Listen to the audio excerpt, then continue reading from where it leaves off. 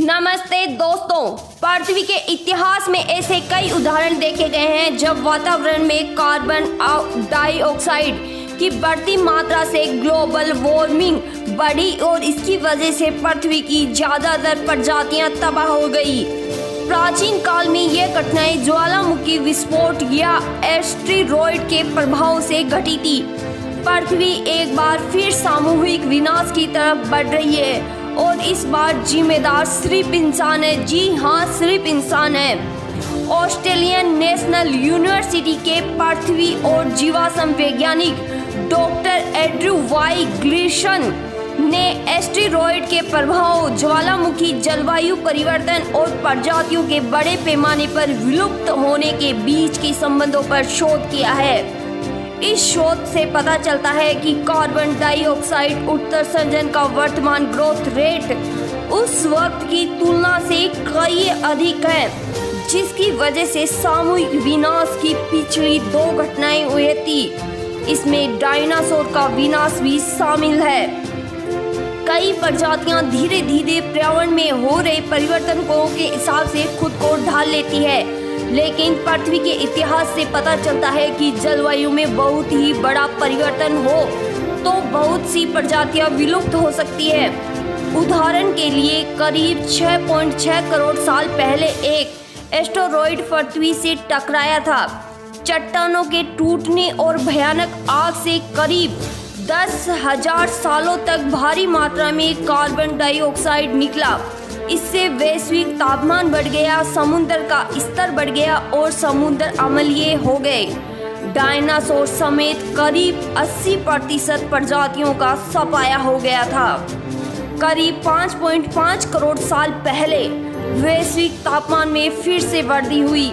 इस घटना को पैलेसोनिक इनोक्यूथर्मल मैक्सिमम कहा जाता है, जिसकी वजह से अभी तक साफ नहीं है एक सिद्धांत जिसे मीथेन व परिकल्पना कहा जाता है।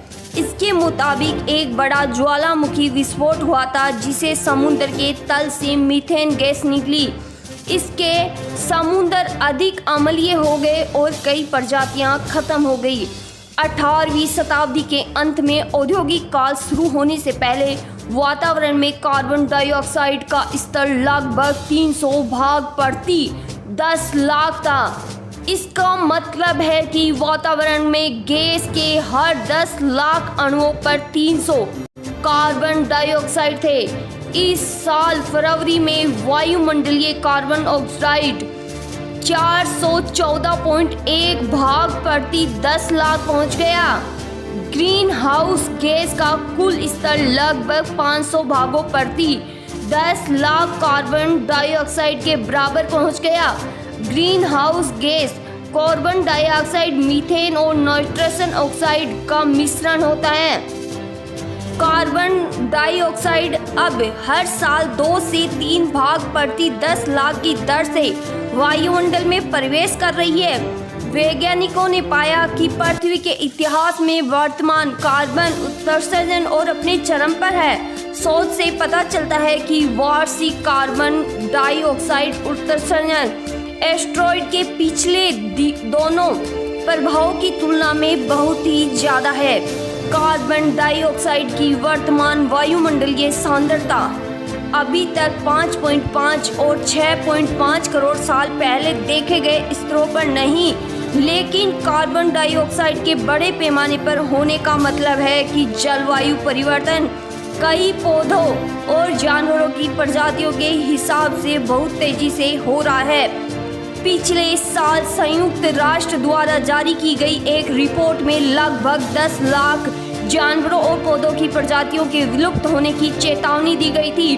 रिपोर्ट में कहा गया कि भूमि पर रहने वाले 47 स्तनधारी और 25% पक्षी जलवायु परिवर्तन की वजह से पहले से ही बुरी तरह प्रभावित हो सकते हैं।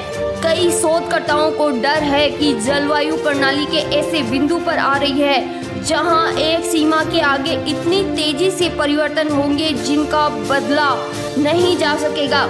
यह परिवर्तन विनाशकारी प्रभाव पैदा करेंगे।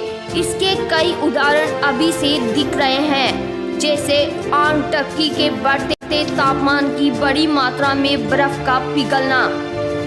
2016 में किए गए एक शोध से पता चलता है कि मनुष्यों पर इसका कितना गहरा प्रभाव पड़ा है। शोध में कहा गया कि पृथ्वी जो करीब 20,000 सालों में स्वाभाविक रूप से अगले हिमयुग में प्रवेश कर सकती है, कार्बन डाइऑक्साइड के बढ़ते तापमान की वजह से इसमें लगभग 50,000 सालों की देरी होगी। इस दौरान पृथ्वी के ज्यादातर हिस्सों में बेहद तेज तूफानी परिस्थितियां होगी। शोध से पता चलता है कि उप ध्रुवीय क्षेत्रों और आश्रय वाली पर्वत घाटियों में मनुष्य के जीवित रहने की संभावना है। यहाँ ठंड की वजह से पेड़ पौधे और जीव बने रहेंगे। पृथ्वी के अगले सामूहिक विनाश को टाला जा सकता है। ऐसा तभी हो सकता है जब कार्बन डाइऑक्साइड उत्सर्जन आश्चर्यजनक रूप से कम हो जाए और हम वातावरण से कार्बन डाइऑक्साइड को हटाने के लिए टेक्नोलॉजी का इस्तेमाल करें। लेकिन वर्तमान परिस्थितियों को देखें तो मानव गतिविधियां पृथ्वी के बड़े हिस्से के निर्सर्जन बनाने पर तुली है। दोस्तों, अधिक जानकारी पाने के लिए हमारे चैनल पर जुड़े रहिए। लाइक, सब्सक्राइब तथा शेयर जरूर कीजिएगा।